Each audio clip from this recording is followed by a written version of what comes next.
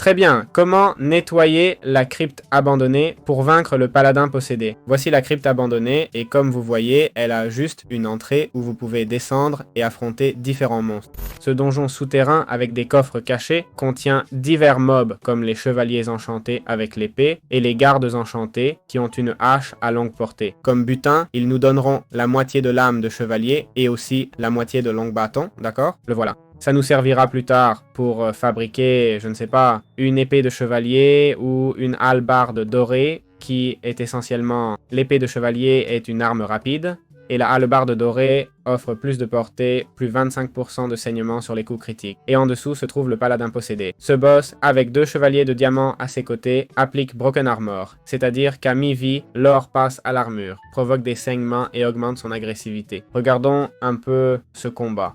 Voilà, ici nous avons les chevaliers hantés et comme vous voyez, ce type n'est pas lent du tout et la vie baisse rapidement. Comme vous voyez, mon armure, il y a un moment où elle diminue visiblement.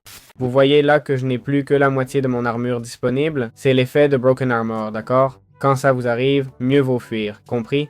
Essayons. Les flèches ne marchent pas comme on voit, et il a une portée assez longue. Sans compter qu'on lui enlève très peu de vie, il a une défense très élevée, et vraiment, quand il brise votre armure, fuyez, c'est la meilleure stratégie possible, car sinon, il va vous ôter énormément de vie.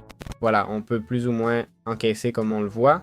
Je vais passer en mode créatif pour simplement pouvoir accéder au drop. Là, comme vous voyez, la couleur a changé, d'accord? Cette armure dorée, mais on lui enlève aussi plus de vie, même si elle est plus agressive. Et là, on peut voir sa défaite sans aucun problème. Brutal, hein? Animation brutale. Et voilà, on l'a, d'accord? Il nous donne l'âme corrompue qui sert à fabriquer l'épée que j'utilisais, qui a 50% de chance d'infliger un saignement et une seconde capacité garantissant la rage de l'âme pendant 10 secondes, augmentant l'attaque ou la vitesse d'attaque de 0,5 et l'armure de 6 points. On a aussi le bouclier, l'invocateur de garde, qui dit « Clique droit sur un bloc pour invoquer un garde qui vous protège. Il fait plus de dégâts avec les arcs que le chevalier, mais il est plus lent. » Et l'invocateur de chevalier dit « Clique droit sur un bloc pour invoquer un chevalier qui vous protège. » Donc voilà, avec ça, on pourrait déjà nettoyer la crypte abandonnée.